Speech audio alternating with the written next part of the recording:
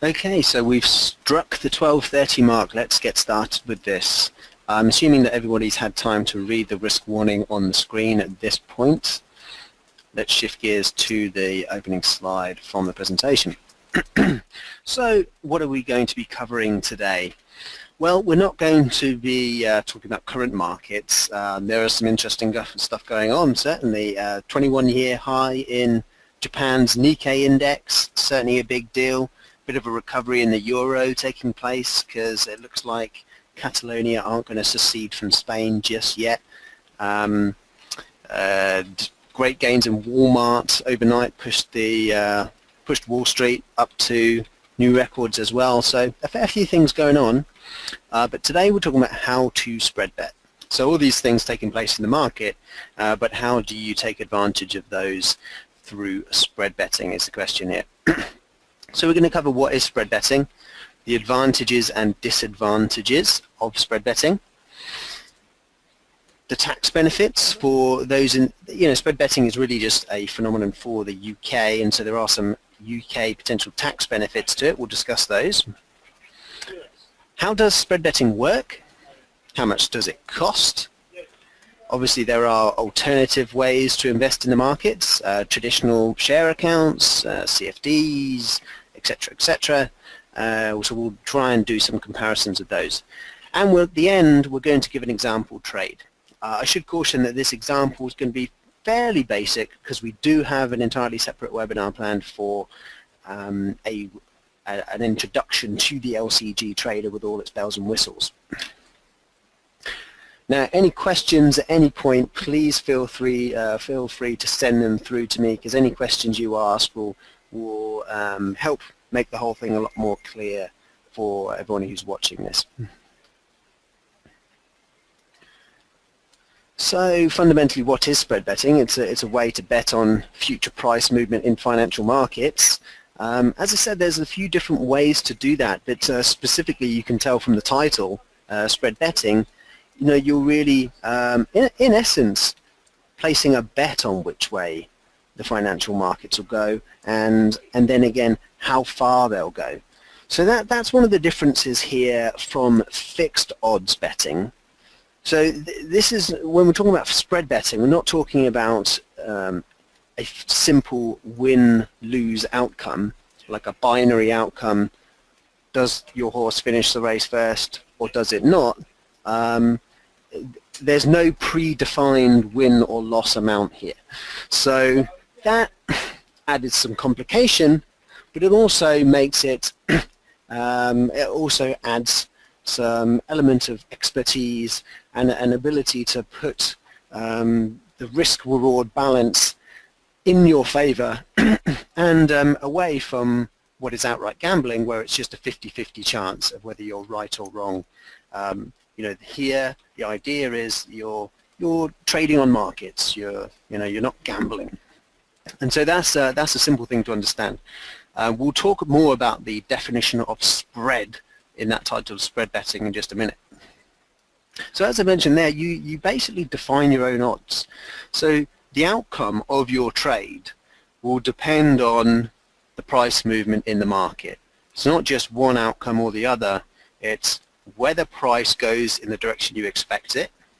Do you place a trade for the market to go up, and does the market go up? And if so, how far do you expect it to go up?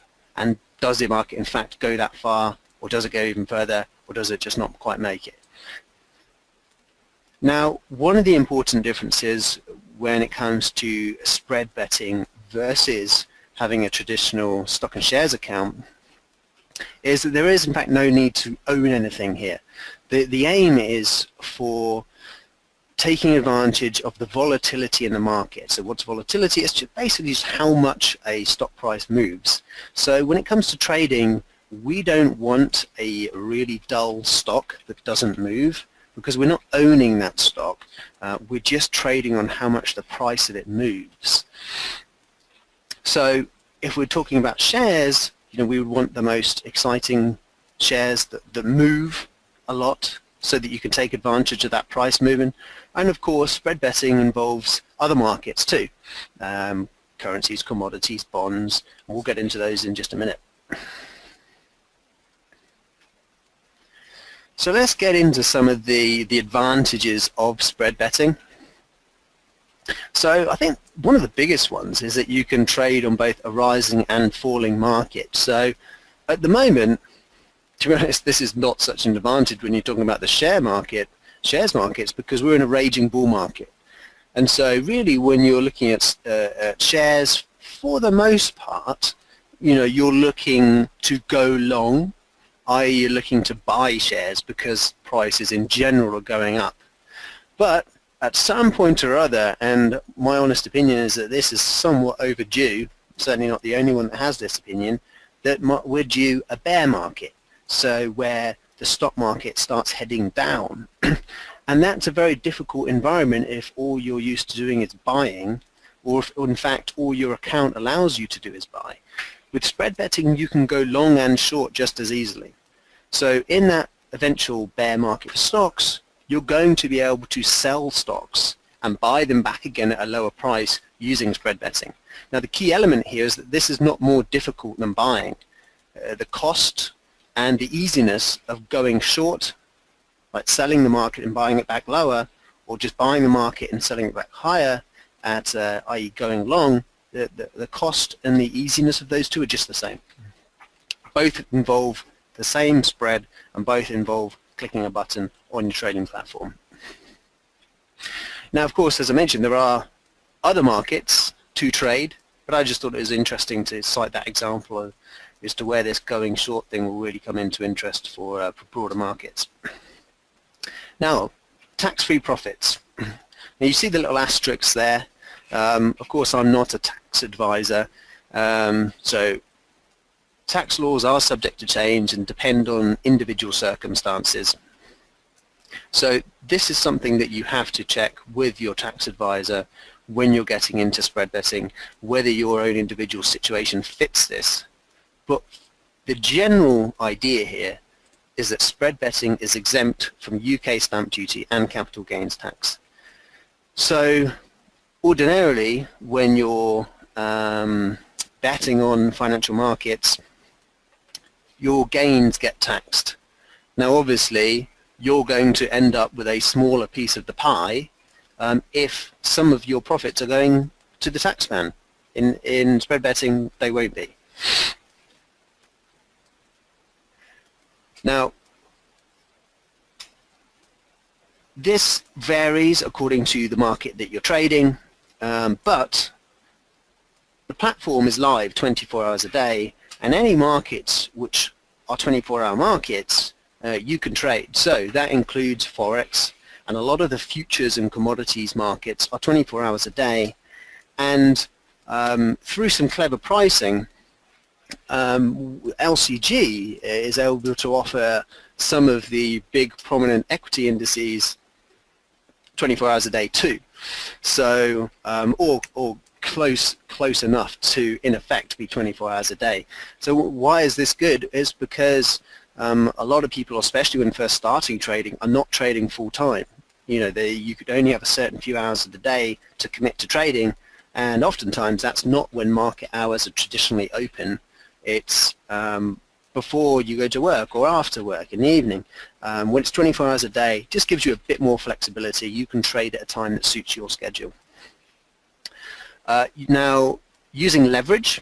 Now, you'll see that I put this on the advantages page. I've also put this on the disadvantages page. I'll talk about the disadvantage in just a second. But using leverage or margin, as it's otherwise known, allows you to place bigger trades using less capital. So, super simplistic example, if you want to buy 100 shares, with a traditional share market account, you need exactly that amount of money. Say each share is worth £1, you need £100 to buy those 100 shares. Now, obviously I'm not including costs or any of those other bits, just very simplistic example here. If you have leverage of 10 to 1, that means that you only need to put up £1 for every £10 that you're trading. So instead of having to put up £100 for those 100 shares, You in fact just have to put up £10 for those 100 shares. So obviously that leaves you £90, which you otherwise would have had to commit to the market to use for other things. So you can place other investments with those £90, or you can keep it in the account anyway, or you can use it for completely non-market related things, perhaps investments in different fields. So it adds a little bit of flexibility. And obviously just fundamentally you have to put up a small amount of money, so that makes it easier when you're first starting. Typically you're starting with smaller amounts of capital up front. Newer traders typically put smaller amounts of money in their account when they're first starting things just to test things out. So leverage enables you to do that. There are some, even just some shares that are valued in excess of $1,000. So again, this gives you the ability to buy some of those shares you might not otherwise have been able to when you're first starting. Now the other thing that I've alluded to on a couple of occasions here is that you can trade multiple markets. So only one account is needed to trade shares, stock indices, forex, commodities, ETFs, and a number of different asset classes. And that all can basically be done under one roof. And so obviously, again, especially maybe when you're using leverage, it enables you a bit more flexibility to move in and out of your trades. Just makes things a little bit more dynamic and a little bit easier to control.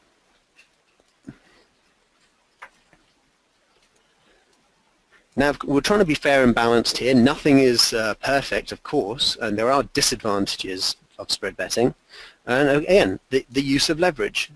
Trading on margin amplifies potential losses as well as potential gains. So in that example that I gave, where you're putting up £10 for this, and you're investing in £100 worth of shares. Now, if you made, so let's give an example where the value of those shares goes up by £10. Now, if you put in £100 and you make an extra £10, you've made 10%. If you put in £10 and you make £10, you've made 100%. So you can see right there that the margin has really amplified your gains here. You've gone from the same market movement has given you a 100% gain instead of a 10% gain. Now obviously that's very powerful stuff, but it's a double-edged sword, because equally if you invested that £10 and the market lost £10, you'd be down 100% versus being down 10%. And in that particular scenario, you'd in fact wiped out your entire investment just with a 10% drop, whereas ordinarily it would have required a 100% drop, a £100 drop for you to lose your entire investment. So these are the things to consider here and to get a complete grip on before you start trading using leverage and spread betting. Now the other thing is also something else I mentioned before, is you don't have ownership of the shares. So if you don't own the shares, you don't have any voting rights or any influence over the assets you're trading. Now this is typically something that's more of a consideration for larger, even institutional size worth of investors, where actually the number of shares that you're buying actually moves the market because it's so significant as a percentage of the market. It's less of a consideration when you're a smaller trader who probably wouldn't be going to the annual meeting and casting a vote on the new remuneration packages of the CEO, whatever the case is anyway. And an important consideration here, probably something all of you are asking in the back of your mind, is, do I still earn dividends with spread betting? Well, yes, you do, so long as you're long the shares. I mean, that makes sense, doesn't it? You only get the dividend if you're buying the shares. If you're going short the shares, you're not going to get any dividend.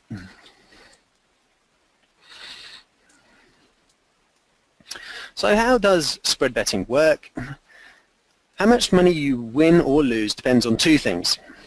And I've said this already, but let's just make this crystal clear, just to get a really simplistic understanding of what we're aiming for. If the market moves in your favor, and how far the market moves. These are the two determinants of how much you win and lose. And obviously, as part and parcel of that, there is the cost of trading, and we've alluded to that below with our question, what is the spread? But ultimately, what is the big determinant of whether you're a successful, profitable trader or not? It's whether you achieve the aim of picking the right market direction and riding that price move. So we're talking about spread betting here. What is the spread in this scenario? It's the difference between the buy and the sell price.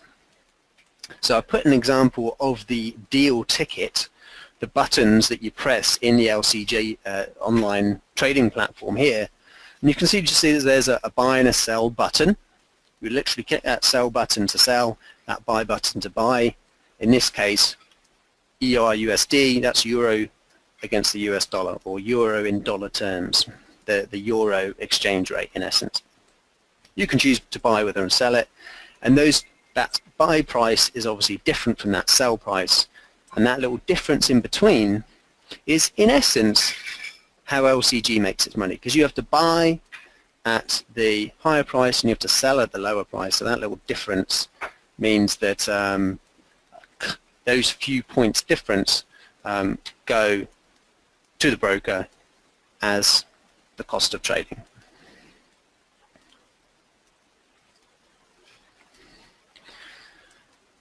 So spread betting uses derivatives. Ooh, could be a bit of a scary word for some. It certainly gets hyped up sometimes in the press. There are very complicated derivatives out there used in the big banks. They came up a lot in the financial crisis, but this is not really the kind of derivative we're talking about here. We're talking about a very simple product here, where basically the price that you trade, if you buy shares of Apple with LCG, or if you buy the pound against the euro with LCG, that price is derived from an underlying market. So you're not trading in that market itself, you're trading the price which comes from that market. So an example I gave here is, again, buying BP shares on the London Stock Exchange. That would the London Stock Exchange being the underlying market here. The BP shares trading on the LSE is that underlying market. You trade on the price of those BP shares, and the LSE gives us the price of those shares, and LCG passes that price on to you to trade. And what LCG is doing there is making a market. Basically, making a market is producing a buy and a sell price for you to trade on. And in that example, you're trading on BP shares. So again, to reiterate, when you buy, use the buy or the ask price. And when you sell, use the sell or the sometimes called bid price. Going long is buying the market. Going short is selling the market. Obviously, if you're buying it, you hope it goes up. If you're selling it, you hope it goes down.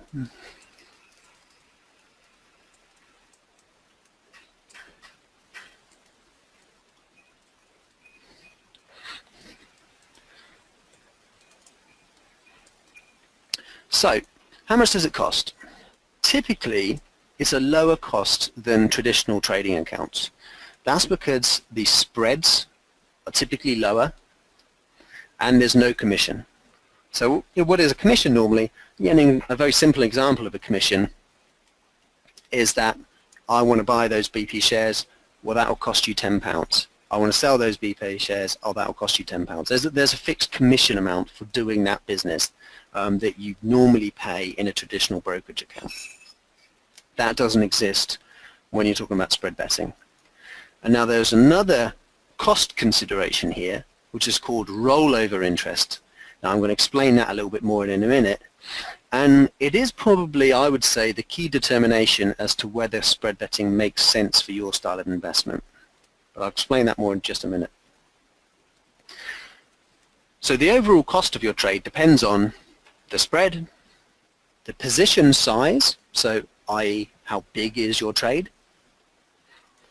and how long the trade is left open, i.e.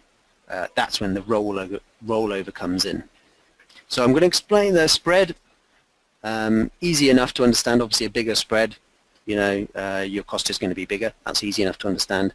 Why would the position size affect your cost of trade. That I'll explain in just a minute. And again, how long the trade is left open, why should that affect the cost of your trade? Again, it's this rollover interest. I'm going to explain that right now. So firstly, the spread. Just as a reminder, the spread is the difference between the buy and the sell price. Spreads fluctuate depending on market conditions, so they are variable. So LCG on the website, you'll find on this link here, you'll find the minimum spreads, and then you'll see a calculation for the average spread as well. So the spreads can go down to a certain minimum amount, and then throughout the day they'll fluctuate, and there's an average. The general rule is that the more active markets have lower spreads. So when there's more traders in a market, there's more buyers and more sellers, and the buyer that's willing to buy at the highest price is more likely to meet that seller who's willing to sell at the lowest price. So that little gap in between, that buy and sell price, is just going to be smaller because the market is more active. Now, markets tend to get very inactive right before an economic news release, so that would not be unsurprising to see the spreads go up before an economic news release, because suddenly trading stops because people are waiting for the news to come out for that economic announcement before they then start trading again with that new information. Trading is typically very busy at the open and close of markets, so that would be a time when spreads go down. I've just got a little chart here where you can see that that basically the bid and the ask price will diverge, and there are points at which the spreads tighten, and there are points at which the spreads widen during the trading day.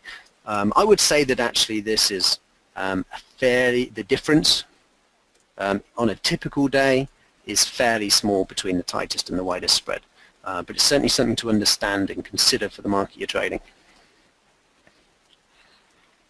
So I suppose overall what we're saying here is that a spread is calculated in a number of points, and again I'm not going to get into this too much detail because it's almost easier to see this when I give you an example on the trading platform. But the bigger the trade you place, the higher your spread is going to be, because the spread is in points.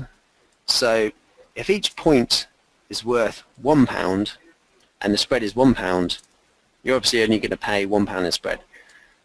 If each point, because your trade is bigger, is worth £10 and the spread is 1 point, then your spread is now, the cost of your spread is now going to be £10.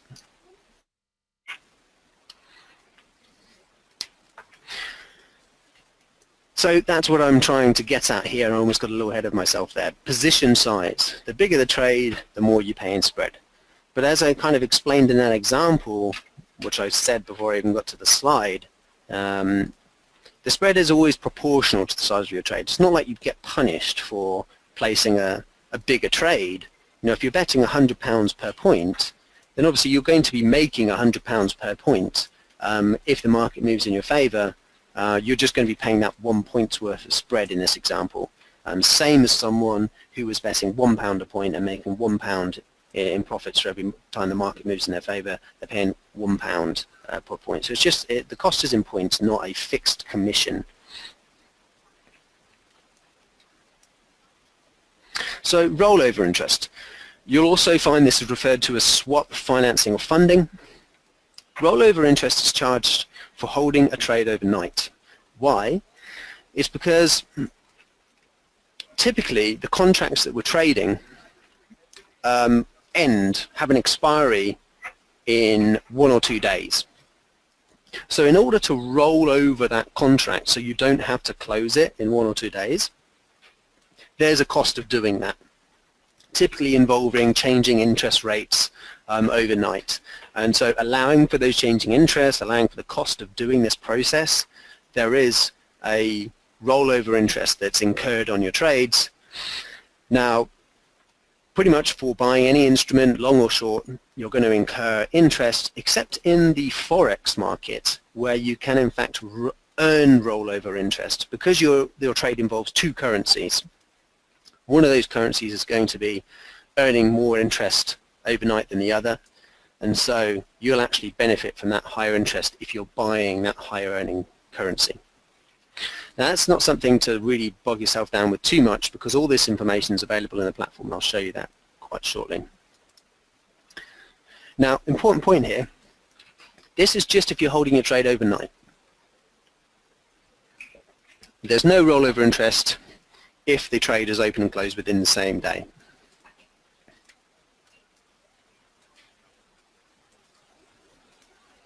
So let's switch gears to the LCG Trader platform. As you can see here, this example is going to cover placing a trade, changing the size of your position, calculating the spread, calculating the rollover, how to work out the profit potential on a trade and how to limit potential loss, and entering a long and short position. So as I mentioned, the LCG Trader platform, this can be used by casual traders. It can also be used by real expert professional traders. So there's a lot of bells and whistles. So I'm not going to go through all of those. That will be, as I mentioned before, a separate webinar.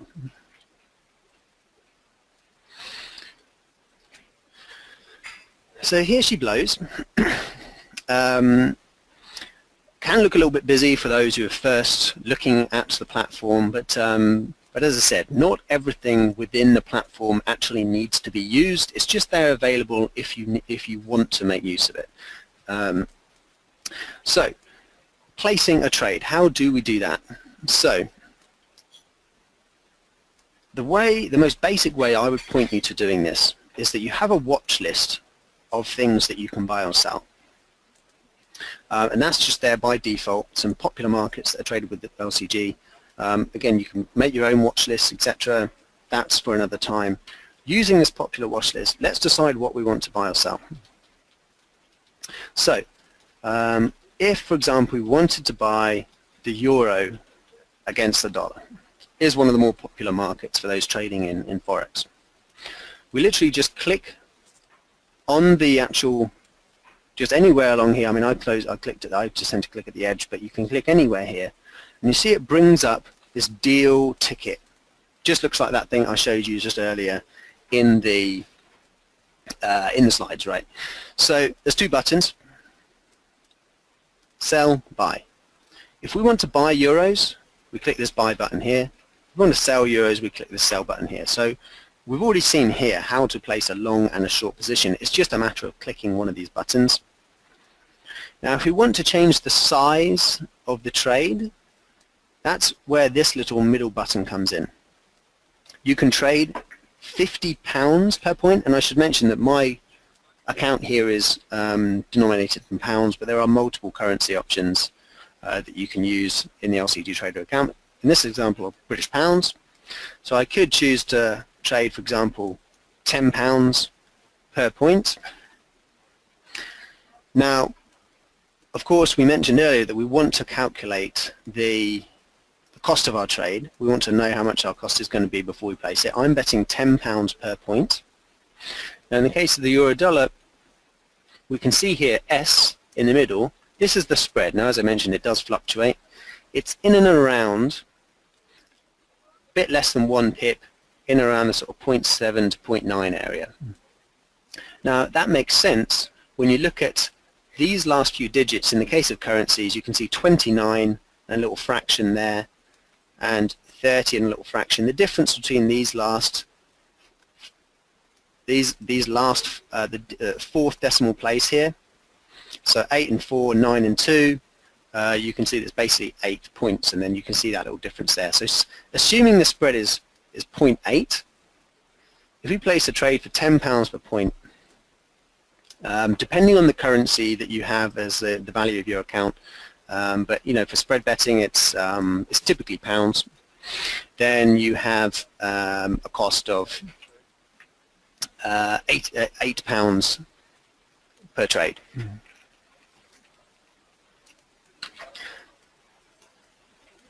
Now, one thing I'd point you out to here is you obviously want to understand the market that you're trading.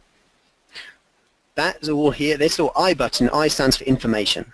View Euros dollar information. Click on that and it gives you most of the information that you need. So you can see here that the minimum trade size is 0.5, so you can the least you can bet here on the euro is 50p per point. but obviously it goes up from there. Now there's a lot of detail here. I'm not going to reference all of it, but you can see here's the market hours, and then this is what I wanted to get to in terms of rollover cost, just working out the cost of your trade. You can see here that if you're going to buy euros, that's going to cost you 0.67 per times the amount that you're trading per point. So £6.70 if you're betting £10 a point. If you're betting £1 a point, 67p. And then, as I mentioned earlier, in currency markets you can make money in interest if you hold your trades overnight. Then, and that's 27p per pound, or £2.70 per £10 if it was £10 per point.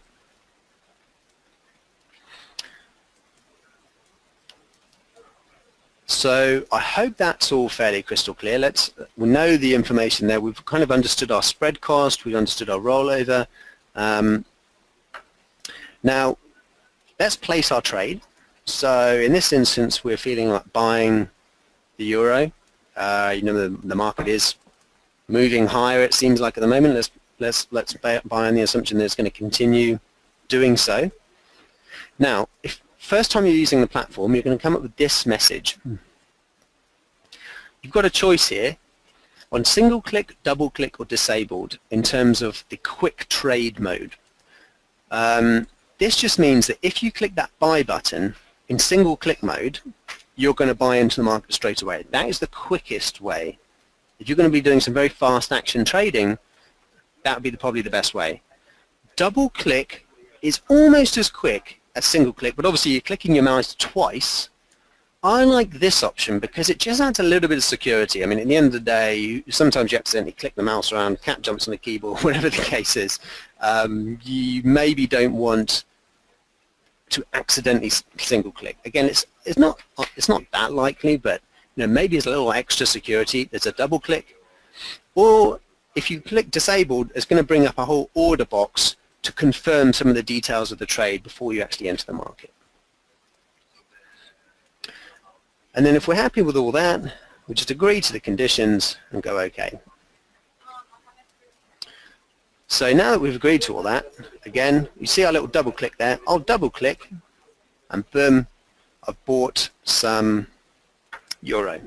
And you can see right off the bat here, we started, it's kind of markets, I think the market's had a little dip of a few fractions of a point. I think we basically started at that. We started at -£8. That's your spread right there. That's your cost of trade. You just see it straight away because it's just part of your position. So you pay it up front through the loss in your trade because you start at that little tiny loss, which is the small spread that you've paid. And then once you've regained that spread, everything else on top is your profit. So it's very clear to see because it's right there as you see it. The market's taken, you know, the spread is right there, removed from your position, so you just have to recoup that spread first before you move into your profits. But there's no other balance sheets to check for extra costs, you know, that's all just right there.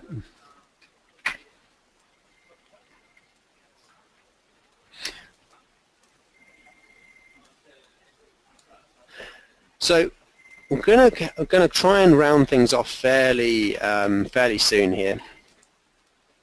One last thing to do, and again this gets in a little bit more into perhaps trading strategy or just how to generally go about with trading.